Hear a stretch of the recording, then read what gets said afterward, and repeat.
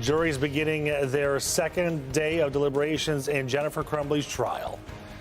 Thank you for joining us. I'm Nick Monticelli. And I'm Priya Mann. Jurors deliberated for about 7 hours yesterday before being dismissed for the day, and they returned to court this morning and resumed their talks. Sean Lay is live in Pontiac this morning. He has been following the trial every step of the way. Sean, we are just playing the waiting game at this point.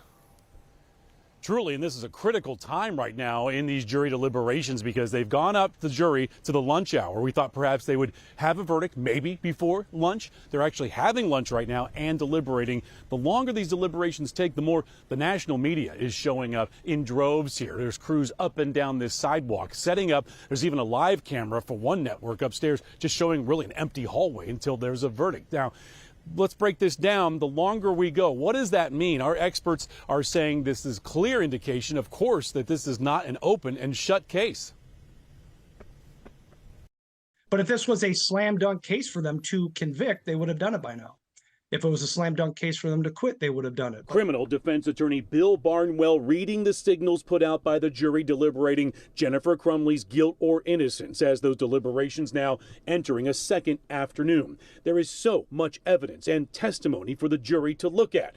The jury even asking a question about key issues that were not included in the trial. The jury asking if they should consider that the prosecution did not call the shooter to the stand to ask him how he got the gun. The answer was no. Barnwell says the longer the jury deliberates, it shows this case was not a slam dunk for either side. What viewers need to understand is that a conviction requires much more than just probable cause or preponderance of the evidence, a halfway standard, or even something called clear and convincing evidence.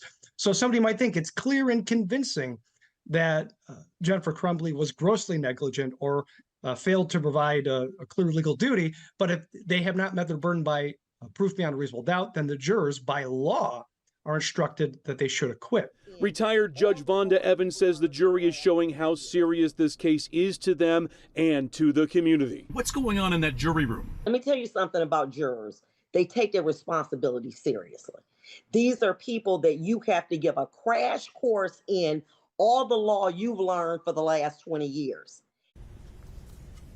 Back here live, that's a great way of putting it because we sat here for jury selection and the entire trial. So much evidence, so many witnesses, Priya and Nick, that it is like a crash course for a member of the jury, 6 men and 6 women. As I say, it may be a good sign here close to reaching a verdict if they are having lunch and still deliberating. Perhaps they are close, and so we're going to head back in towards the end of the lunchtime here and see if they come back after lunch with a verdict. Back to you.